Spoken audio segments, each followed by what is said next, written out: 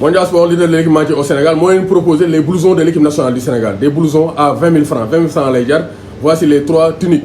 Il y a un gris blanc, un gris clair, un vert, donc vert jaune. Donc, blousons, c'est à 20 000 francs. Des blousons de très haute qualité. Quand Bagignou, c'est d'ailleurs Bagignou. Je les blousons supporter l'équipe nationale du Sénégal. Avec Mondial Sport, c'est la qualité garantie. Donc, les blousons, c'est à 20 000 francs. Maillot Yangnia. Donc, les maillots, c'est à 10 000 francs. Donc, Mondial Sport, leader de l'équipementier au Sénégal. 77 666 03 95 77 059 99 84.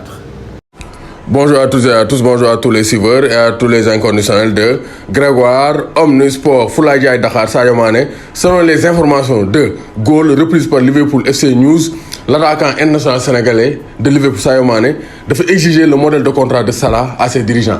Sadio Mané, pour prolonger le contrat, il faut qu'on ait le même traitement salarial que Mohamed Salah. Donc, mom lolu moy exigence am contrat mu ngi en juin 2023 donc c'est dans 2 ans ou bien dans 1 an et quelques en tout cas lolu la wax parce que c'est un élément essentiel de l'effectif te li Salah di def même si Salah mo plus lu koy dougal Sadio Mané aussi a la même importance parce que Sadio Mané est donc un moteur et le moteur du jeu des Reds de Liverpool. Donc revalorisation salariale qui fait débat depuis longtemps alors que l'opinion s'étonnait de l'écart qui existait. Ñep sénégalais ak ñep ils étaient surpris. Écart bi amone salaire Sadio Mané ak ñom Salah Firmino dañ jaxal parce que on voit que ils font le même travail sur le terrain alors que salaire yi bokul. Donc c'est un problème de négociation, c'est un problème aussi donc vraiment de poigne.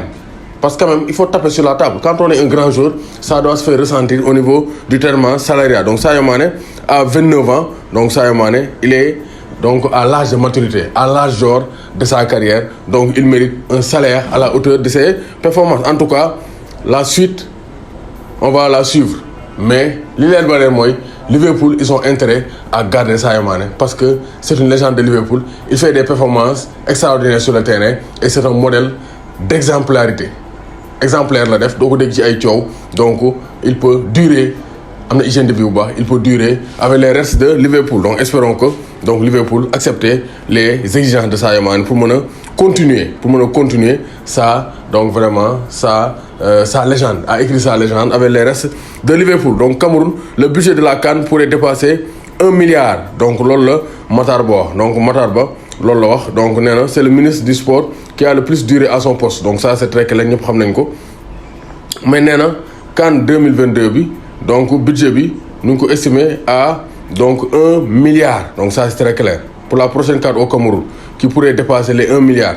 Donc c'est pour dire que vraiment donc ça ne sera pas donc une mince affaire. La CAN sera une grande fête du football donc africain. Donc ça c'est très clair. Donc Gaïndé Ndiaye warul tit warul ragal Sadio Mané, c'est comme ça.